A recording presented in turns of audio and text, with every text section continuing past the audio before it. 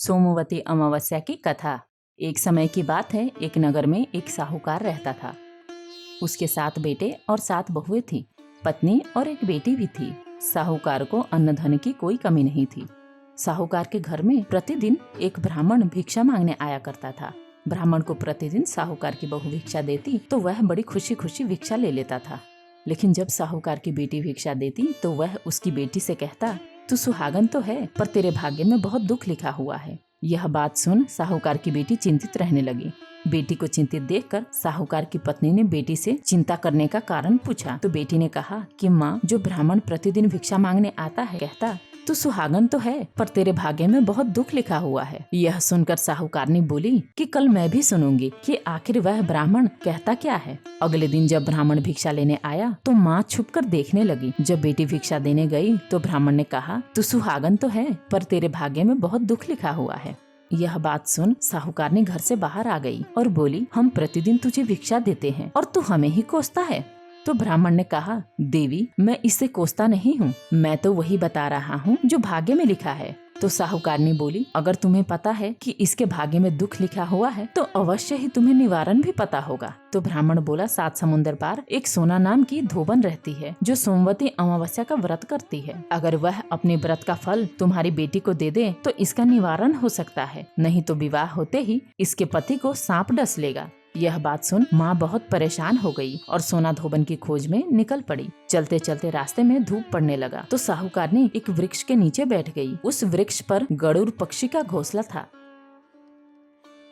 साहूकारनी ने उस वृक्ष की ओर एक सांप को जाते हुए देखा। सांप धीरे धीरे सरक कर पेड़ पे चढ़ने लगा। साहूकारनी ने उस गरुड़ के बच्चे को बचाने के लिए उस सांप को मारकर शीला के नीचे रख दिया।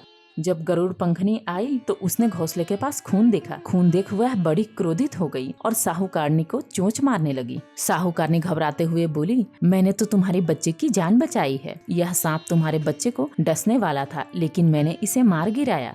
तो गरुड़ पंखनी ने घोंसले की ओर अपनी नजर घुमाई और अपने बच्चे को सुरक्षित देखकर कहा, साहूकारनी, मैं तुम पे प्रसन्न हूँ, मांगो, तुम क्या मांगना चाहती हो। तब साहूकारनी ने कहा, मुझे 7 समुंदर पार सोना धोबन के घर जाना है, क्या तुम मुझे वहाँ छोड़कर आ सकती हो। तो गरुड़ पंखनी साहूकारनी को अपने पीठ पर बिठाकर 7 समुंदर पार जाने लगी। वहाँ पहुँचते हुए साहूकारनी ने अपने मन में विचार किया कि आखिर सोना धोबन को कैसे राजी किया जाए कि वह अपने व्रत का फल मेरी पुत्री को दे दे। सोना धोबन की भी 7 बेटे और बहुएं थी। उनकी आपस में काम को लेकर प्रतिदिन लड़ाई होती थी और कोई भी बहू काम नहीं करती थी। जब धोबन के घर सब सो जाते थे तो साहूकारनी सोना धोबन के घर जाती थी और घर का सारा काम करती थी। गायों को नहलाती, घर की साफ सफाई करती, रसोई का काम करती, चौका बर्तन करती, आटा भी पीसती, कपड़े धोती और पानी भी भरती थी और दिन होने से पहले वहाँ से चली जाती थी। बहुएं सोचती कि आखिर ये सब काम कर कौन रहा है, लेकिन वह कभी आपस में एक दूसरे से कुछ भी नहीं पूछती थी। एक दिन की बात है, धोबन ने कहा, आजकल तुम सब काम को लेकर झगड़ा नहीं करती हो और ठीक से काम भी कर रही हो।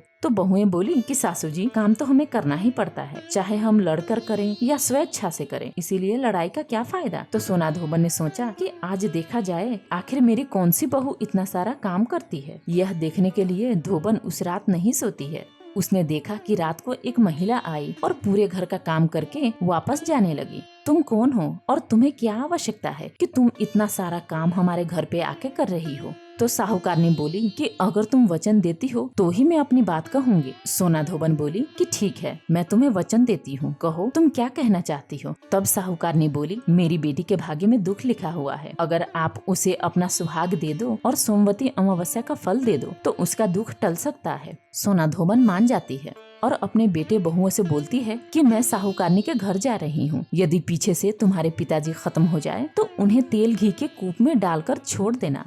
फिर दोनों साहूकार के घर की ओर चली गईं। साहूकारनी की बेटी का ब्याह होने लगा। सोना धोबन कच्चे कड़वे में दूध डालकर और तांत का तार डालकर दूल्हा के पास खड़ी हो गई।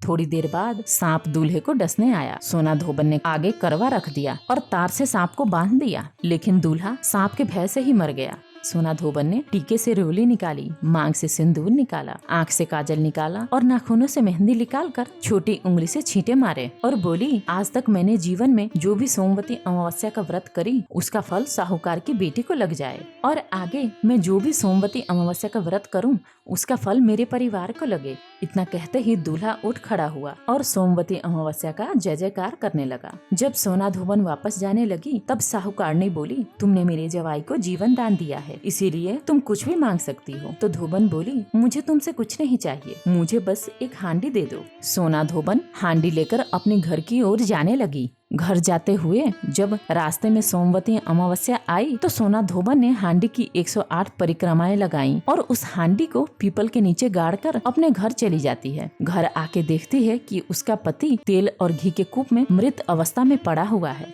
तो उसने टीके से रोली निकाली, आंखों से काजल निकाला, मांग से सिंदूर निकाला और नाखून से मेहंदी निकाली और उंगली से छींटे देते हुए बोली कि रास्ते में मैंने जो सोमवती अमावस्या का व्रत करी है उसका फल मेरे पति को लगे। उसके इतना कहते ही उसका पति उठ खड़ा हुआ।